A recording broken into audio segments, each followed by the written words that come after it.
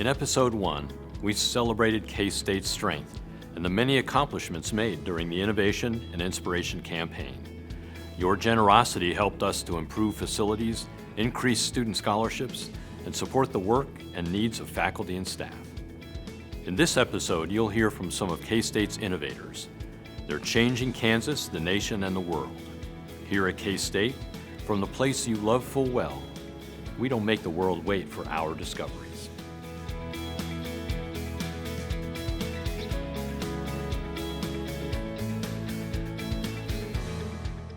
Kansas State University has a way of transforming to meet changing needs.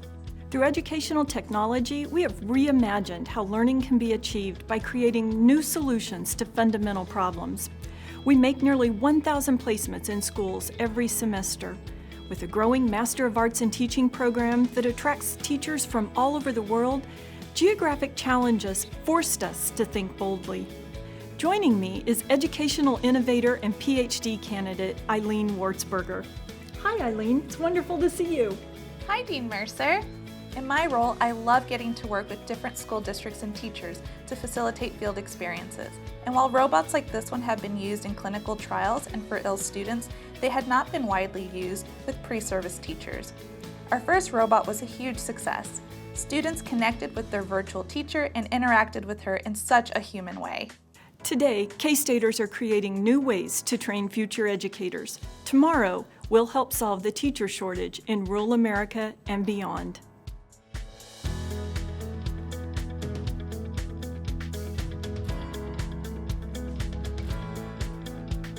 Thank you, Dean Mercer. Inspiration is having the vision and capability to use what you're given to create a place like K-State where discovery and invention happen. Innovation is when those discoveries and inventions improve people's lives. That's what we do here with our research, a $220 million operation. K-State is committed to human and animal health by combating zoonotic diseases and the viruses that cause them, like SARS-CoV-2, the virus responsible for COVID-19. With a unique high-level containment facility like the Biosecurity Research Institute, the BRI at Pat Roberts Hall, our renowned scientists were called upon to do urgent infectious disease research on this new virus. Director, Dr. Stephen Higgs, is at the BRI to share some new developments.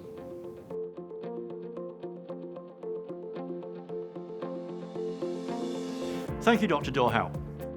To support research by K-State scientists, BRI staff have been hard at work to keep this critical K-State facility open. Various committees have been meeting to get new research reviewed and approved. This is the culture here. We do what is needed for the good of K-State. The BRI supports research, education and training on foodborne diseases, plant pathogens and diseases of animals, including several pathogens that infect people.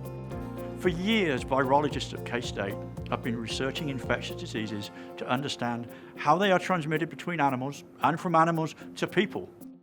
The goal is to improve our understanding of these viruses, to develop diagnostics, vaccines, and treatments to save the lives of animals and people.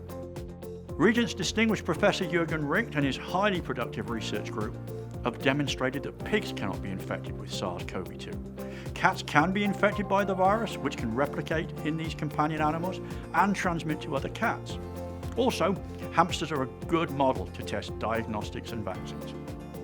A new study is the first to confirm that SARS-CoV-2 cannot be transmitted to people by mosquitoes.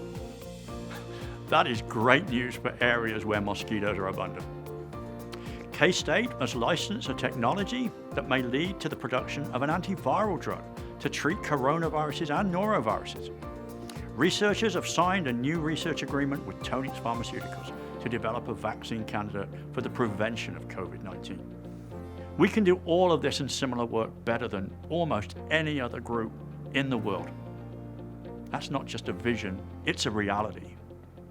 Thank you, Dr. Higgs. Partnerships are key to our innovations. The relationship between the BRI and the College of Veterinary Medicine is critical to the research that is conducted at K-State. Under the leadership of Dean Bonnie Rush, the Vet Diagnostic Lab is one of 4 labs of its kind in the U.S. It's the largest rabies lab in the world and is part of an important national animal disease response network. They are one of 8 that have human testing certification and were able to adapt their labs for SARS-CoV-2 testing. For instance, when Kansas Department of Health was overwhelmed with testing, our vet diagnostic lab staff and qualified helpers from around campus stepped up, tripling their testing each day. The National Bio and Agro Defense Facility, NBAF, opening in 2023, is located at K-State because of the BRI and our expertise in veterinary medicine and animal sciences.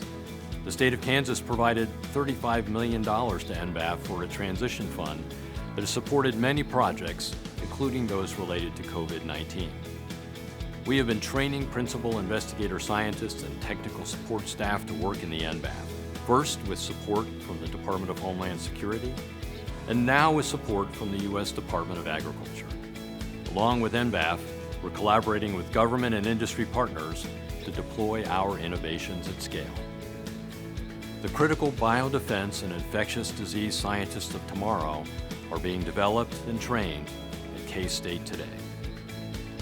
Dr. Var Prasad, Director of the Sustainable Intensification Lab, is joining me from the greenhouses at the Wheat Innovation Center.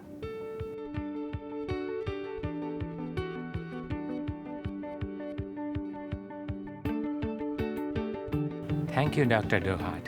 Agriculture is not just producing wheat or managing cattle, it is working with the entire system: soil, water, plants, livestock, and markets across the globe. They are all linked with each other. We believe in the concept of One Health. Healthy soils leads to healthy plants, which leads to healthy livestock and animals, ultimately resulting in healthy humans and a healthy ecosystem. We need to increase the efficiency of the entire food production system. This can be done by innovative research, use of artificial intelligence, and data science for a positive and sustainable change in the global food systems. K-State is a global leader in these critical research areas. The grand challenge for this generation of scholars is to increase the food production by 60% to meet the needs of 9.5 billion people by 2050. We must do this without damaging our natural resources. We must leave our planet in a better health to our future generations. At present, there are 20 government-funded Feed the Future innovation labs in our country. K-State is home to 4 of these innovation labs. No other university has as many or receives as much funding from this initiative. K-State family is known around the world for building human and institutional capacity. We got this reputation by leading and reinvigorating the land-grant mission internationally. We did this by proactively engaging with global partners and institutions.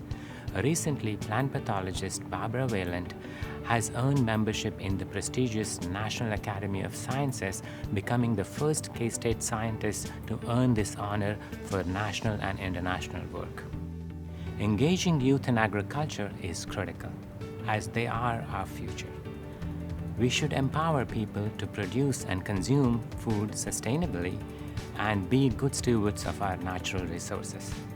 As global leaders, we are helping developing economies and countries around the world with food and nutritional security.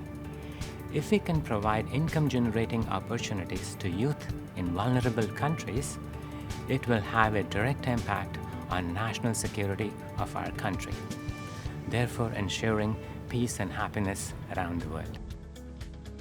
We are working today so that tomorrow we'll all meet the global demand for food in a sustainable way. The opportunities before us are as expansive as the prairie we call home, that spot that we love full well. Our work is critical to serving our land-grant mission and the communities here and around the world, today, into the next decade, and beyond. Join us for episode 3, where we explore K-State's future as the world's foremost food, health, and biosecurity university. We'll see you on September 18th for our final episode.